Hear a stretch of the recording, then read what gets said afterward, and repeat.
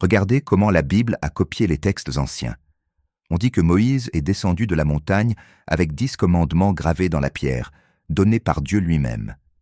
Mais ces lois existaient déjà des siècles avant, dans l'Égypte antique, dans les 42 lois de Math. Ces lois ont été écrites environ 2600 ans avant Jésus-Christ, alors que l'histoire de Moïse et des 10 commandements n'apparaît dans les textes bibliques que vers 600 ans avant Jésus-Christ. Donc, les lois de Maat sont au moins 1000 ans plus anciennes. Et 6 des 10 commandements bibliques sont exactement dans Maat. 1. Tu ne tueras point. Maat dit « Je n'ai pas tué d'être humain ». 2. Tu ne voleras point. Ma dit « Je n'ai pas volé ». 3. Tu ne commettras point d'adultère. Ma dit « Je n'ai pas commis d'adultère ». 4. Tu ne porteras pas de faux témoignages. Ma dit « Je n'ai pas menti ». 5. Honore ton père et ta mère.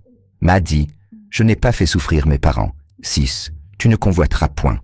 Ma dit « Je n'ai pas désiré ce qui appartient à autrui ».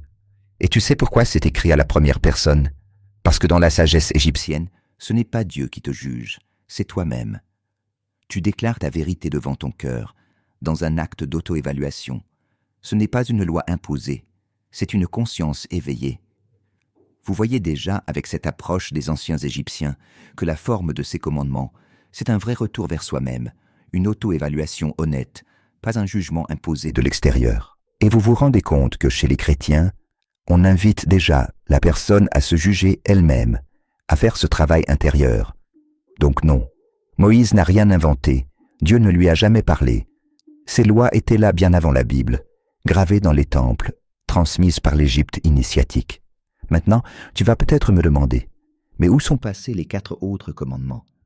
Pourquoi est-ce qu'on ne les retrouve pas dans les lois de Maat? Voici ces 4 commandements qu'on trouve dans la Bible, mais pas dans la loi de Maat. 1. Tu n'auras pas d'autre Dieu devant moi. 2. Tu ne te feras point d'image taillée, ni aucune ressemblance. 3.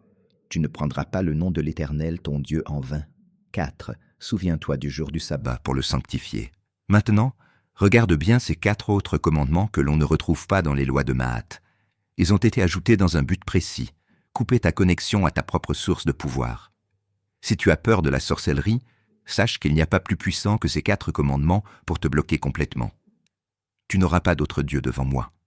Tu ne te feras point d'image taillée, ni aucune ressemblance. Tu ne prendras pas le nom de l'Éternel en vain. Souviens-toi du jour du sabbat pour le sanctifier.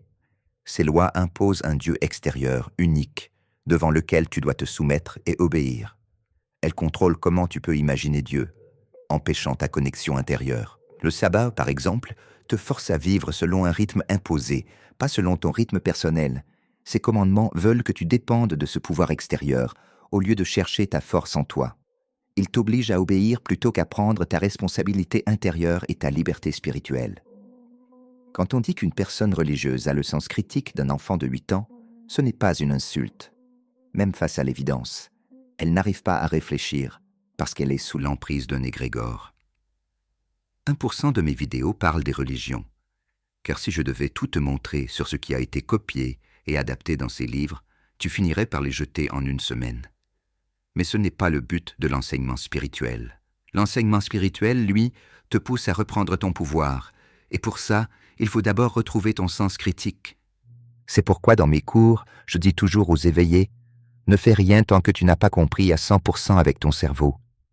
On apprend d'abord, on ne récite pas. Nous avons encore 2000 ans à passer dans l'ère du Verseau. Au fil des incarnations, tu comprendras. Paix et bénédiction.